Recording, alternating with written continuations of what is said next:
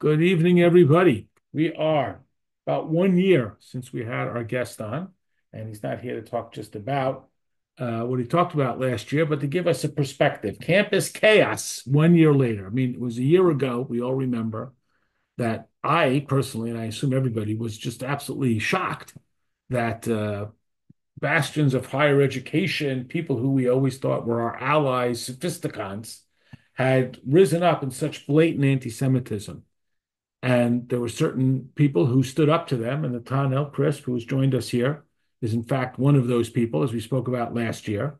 And who would have imagined that that was not just some aberration, some sort of fluke, some sort of group of weirdos, but it became the story of the year.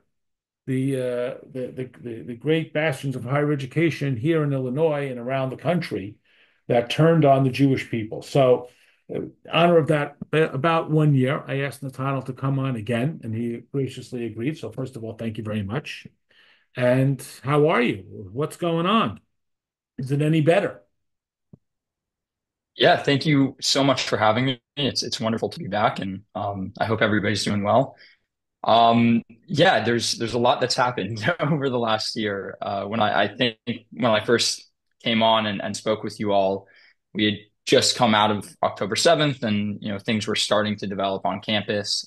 We had seen a series of protests and escalations, but nothing as severe as, of course, what we would later face this past spring semester, when Yale, similar to a lot of our peer institutions, witnessed and came under the I guess the curse of different pro-Palestinian, really anti-Semitic encampments and mobs that overtook our campuses. And so now entering into this new year, there's a lot that has changed in terms of the fact that Yale has a new president. The administration has outlined new policies and tried to, at least on the surface, present itself as having made alterations to adapt to some of the issues it faced last year.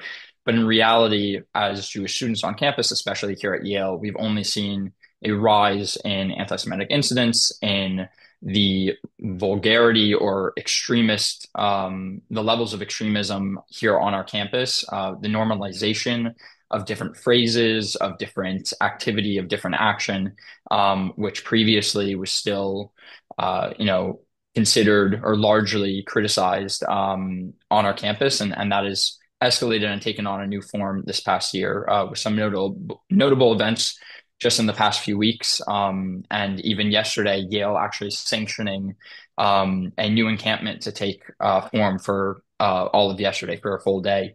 That the school gave them permission to set this up, which resulted in Jewish students like myself once again being surrounded, barred from entering certain elements or certain spaces on our campus, and facing this continued harassment as a consequence. So, is it our understanding that the university is overtly sanctioning these encampments now? That they're being asked for permission and they're saying, yes, you can set up encampments. You can block Jewish students from walking through certain areas. You can actually do this with the university's sanction. Is that correct? We always got the impression that these sort of Yes, sprung up and they didn't know what to do with that. But now they're asking for permission and getting permission.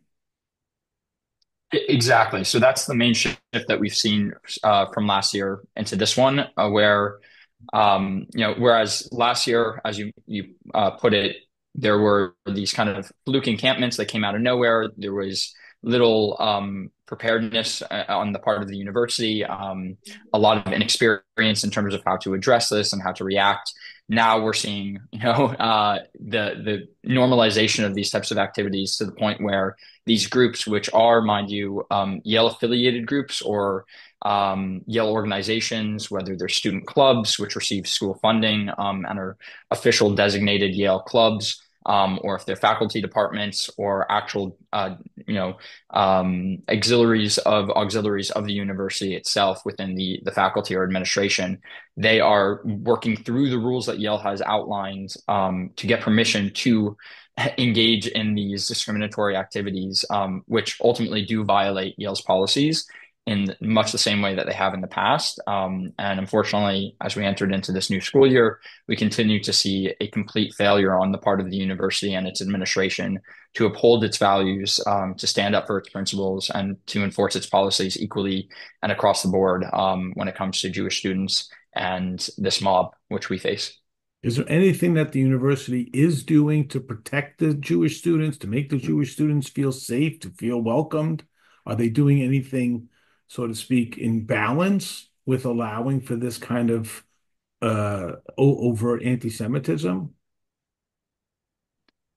To be frank, not that I've experienced, at least not from the university itself. As I noted, we do have a new president this year. There's a lot of speculation and anxiety surrounding that, in part because she's untested, and so to a certain degree, my Jewish peers and I and many others in the larger Yale community have tried to give her the benefit of the doubt. And I definitely feel more confident in her willingness to stand up for principle. I'm not sure we are fully aligned in terms of what those principles are and the values that she's going to uphold. So to a certain degree, there have been kind of surface level efforts by the administration to promise or give a degree of guarantee to the Jewish community that they're going to do better this time. But overall, it's generally a lack of acknowledgement that this was their responsibility, this was their fault in the past, and continued, whether attempted ignorance or a lack of real care or interest in taking on this fight. Now, you said it's a new president. The previous president was not part of that congressional inquiry, right? That was not the Yale president. That was from Harvard and MIT, second-rate schools, not like the good schools like Yale. So did the previous president, is their departure in any way linked to these protests, or that's just a completely independent circumstance? Yeah, so it's actually a bit of both. The previous Yale president, President Salovey, had announced his resignation prior to the onset of last year's academic calendar. So this is something he announced over the summer and then entered into the school year. This was supposed to be his relaxing last year and ended up being, probably the most complicated he had ever faced in his long tenure as president.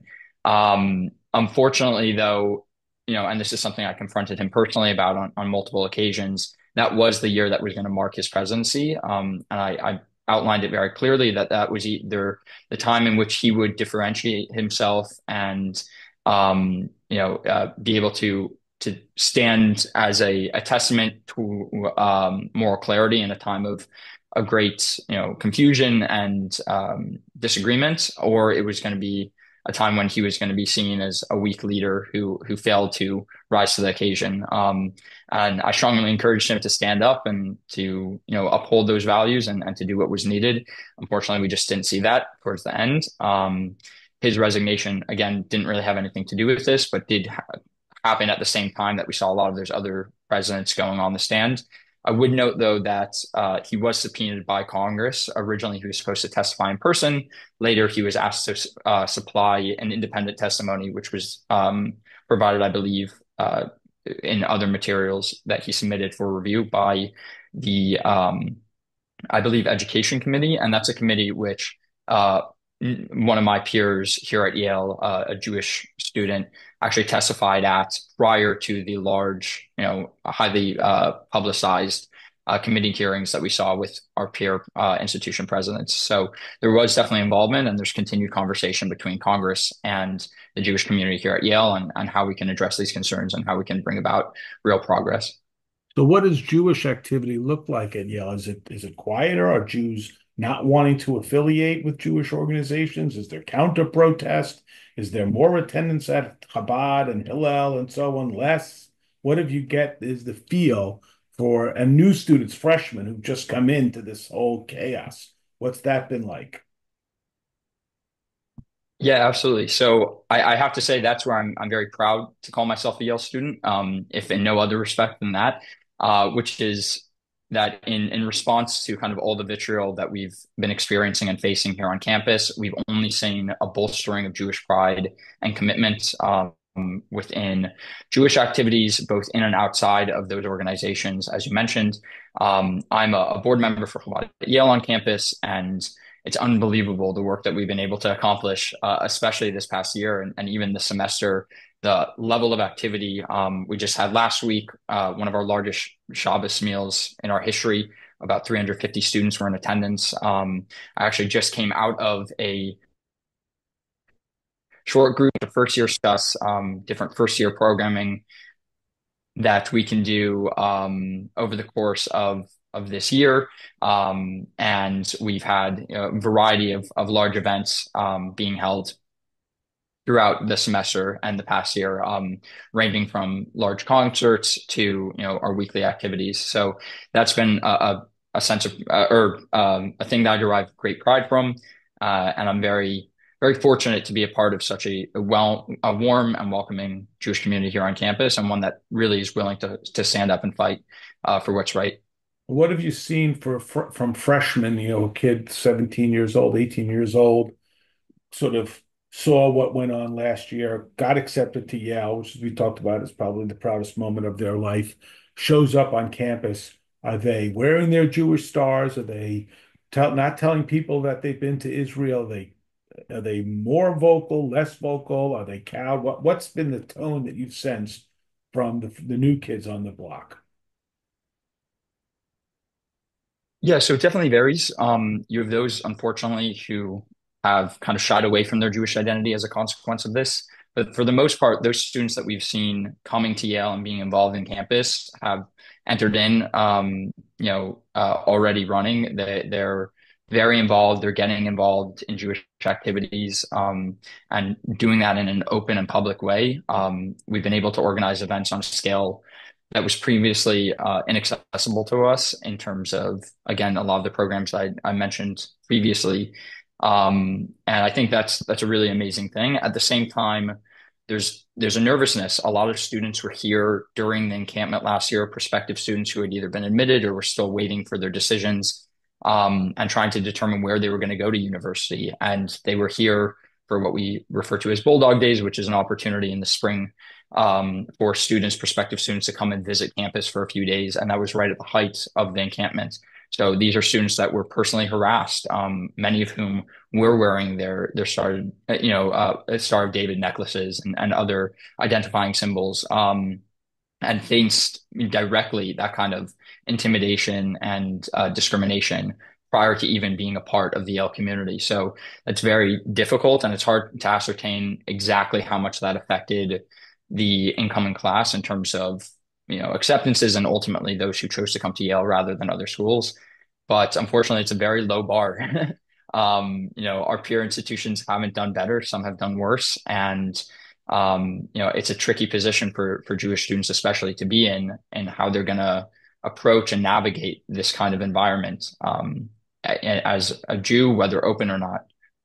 So it's hard to tell whether there's less Jewish kids in the incoming class or Jewish donations, because we hear reports that Jewish donors are shying away from these institutions and so on. But do you feel that in campus? Has that been anything that's tangible? I would say, unfortunately, not enough. There have been, serious efforts to try to engage the alumni body and different students and defer their donations towards more valuable causes, getting them to redirect that to things that are actually going to support the projects that they want, rather than the administration as a whole. There's been some success in that realm, but there's definitely room for growth.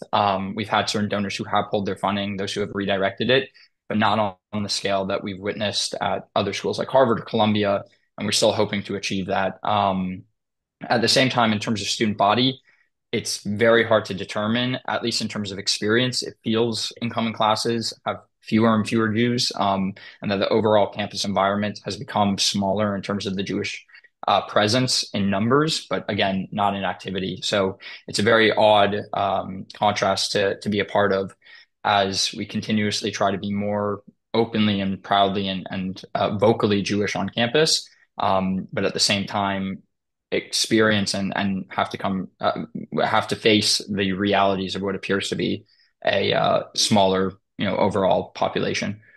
Has there been any disciplinary action taken against any of the professors? I remember last year there was a specific professor. Has there been anything from the university substantive, disciplinary against anti-Semitism that's been displayed by faculty?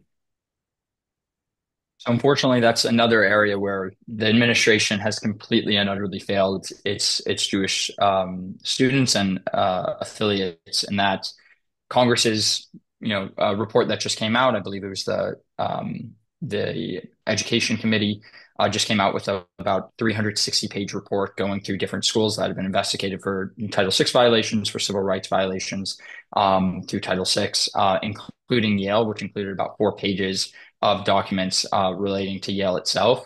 And in the report, they outlined very clearly that there had been no suspensions or expulsions on any scale. There were, I think, a few students put under academic probation, but other than that, no real measures taken by the administration itself to penalize these students who were responsible for things like the encampment, for assaulting Jewish students, for blocking Jewish students, for taking over campus facilities, for vandalizing campus itself, for tearing down the American flag at Yale and attempting to burn it. All of these things left completely unresponded to, and there was no significant action taken to enforce those policies or to bring about justice in the aftermath.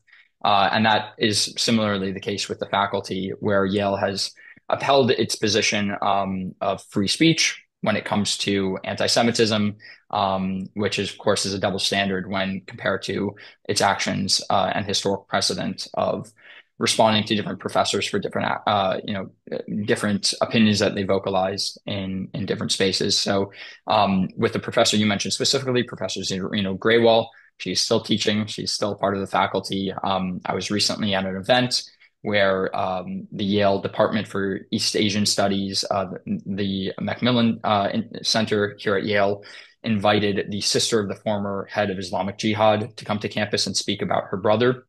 And she sat there for an hour and a half talking about how her brother was a hero. He was involved in the first and second Intifada, and was personally responsible for 2 suicide bus bombings that murdered 31 Israeli civilians or citizens during the second Intifada in 2002. And she was provided a platform by a Yale department, by the Yale faculty, and sat there amongst professors here at Yale, many of whom I know, talking about how her brother was a hero for Palestinian resistance, how she not only supported him, but was involved to the best of her ability and aiding him in his efforts to escape and hide from the IDF. So this is the type of stuff that we face. And Zarina Graywall was at that event and made sure to make a comment very openly and vocally that she completely supported that type of resistance and any other form for Palestinian liberation. So we've only seen, again, the normalization of these types of comments, and the level of the extreme level continue to skyrocket here on campus and beyond. Wow. I mean, it's like I would say almost it's unbelievable, but unfortunately, it's believable, and it's not even such an aberration as we've heard about this. Okay, we do want to be respectful of your time. I'm sure you got studies to do and tests and reports and protests and other things to organize. We do want to give anyone who has a quick question, if they want to unmute, we want to be respectful of Natanel's time. Otherwise, we'll say, thank you. Thank you for fighting the good fight. Thank you for being a voice of reason. Thank you for giving us firsthand on the ground insight to what's going on. I mean, we get the sense, and is that maybe you can speak to this, like are these actors, that is the administration, are they really sympathetic to this? They're just overwhelmed. They're a bunch of academics who don't know what to do. They think, well, let's just let them blow off steam. I mean, does it feel like, well, if we ignore it, it'll go away? I mean, do you think that they really, the presidents of these universities really think that it's valuable to be calling for the destruction of innocent Israelis and the eradication of Israel? Is that their position, or they don't know what to do? Yeah, again, I think it varies. There are definitely those across the board in the administrations and in the faculty who are very supportive. I've had numerous faculty members who have either in private and in confidence or openly sent me emails or met with me, stopped me while I'm walking through campus to give me words of encouragement and support. And that's something that we do have, but unfortunately, a very short number compared to the overwhelming number of people who are just uninvolved and uninterested, and then those who are very vocal and very active and directly trying to engage in these types of activities within the administration, especially. I would say a lot of it is lack of experience, a lot of it is ignorance, but a lot of it is also is just people who don't care. I think that is perhaps the most problematic. It makes students especially question, what is Yale all about? What are the values of this institution? Does it have values? And are those things that it's willing to stand up for? And unfortunately, time and again, we've been told very blatantly that they don't, and they're not. And these examples continue throughout this year and the previous ones. So when it comes to the administration, similar to the student organizers and the faculty who are, heading up these initiatives and the organizers and the real villains behind these activities, I think there are those who really are very anti-Semitic, and unabashedly so. And then there are a lot of people who are looking for, a type of some sense of community or a place and purpose. Like a And these are all happening problems that place. aren't being addressed on our campus. Yeah, exactly. Yeah, and unfortunately, this has been popularized. And the university is faced with a very simple question or a very simple task. It comes down to what's more concerning to you and what's easier. If you have a parent with a bunch of children and one is screaming louder than the rest, who are you most likely gonna, give your Squeaky attention to wheel. first? Yeah. Yeah. Yeah, and ultimately these protesters are real and committed in their threats. They're willing not only to disrupt campus and continue in these efforts, but to severely harm it. And if you're facing a group that wants to burn down the university versus one that's going to send you petitions and complaints, you're probably going to, prefer to address the former rather than the latter. And unfortunately, that's the issue that Jews at Yale and across the board continue to face. I keep on saying we're going to let you go, but I have another question if I could. Is there a sense that these Please, no problem. agitators are actually Yale students, or is it coming from somebody outside that's fueling their fire? Yeah, so unlike again a lot of our peer institutions, I think where Yale differs is that the majority of the protesters do tend to be Yale students or Yale affiliates, whether in the faculty or alumni or parents. During the encampment, we saw as many as 1,000 gather on Yale's campus during that period. I would estimate about 800 of those were students or members of the Yale community. You do have those outside agitators who will participate or get involved, but generally they're members of the New Haven community, so tangentially related to what's happening on campus. And because we have an open campus, it's very hard to prevent those types of things from occurring and from those people getting involved. At the same time, though, New Haven is similarly flawed. Of the 27 or so students that were arrested at the encampments for, I believe it was trespassing. The New Haven DA or the judge appointed to oversee their case just dropped the charges on the majority of them. I think it was over 22. So Yale recognizes that this is going to happen. It's something that was very predictable, that they were warned about prior, but rather than taking real definitive action to prevent this from occurring again in terms of expelling these students and leaving something on the record that can't be changed, that's in their power to do. They continuously leave it to other places and try to avoid the question and avoid the responsibility. So that's kind of what we faced. And as a result, these are not just, random people coming and calling for our deaths, but our peers, our classmates at the encampment yesterday. I saw many people who live in the same residential college as I do, people in my class, people who I know. I've had suite mates who have been involved in this, and this is something walking around campus I have to face on a daily basis. Well, again, okay, I'm done with questions. If someone else wants to jump in, otherwise we want to let Natalia get back to studying. See all those books over his shoulder. He's got to read those by Thursday.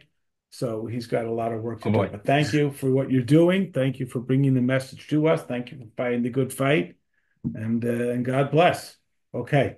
Good night, everybody. Thank you Thank you. so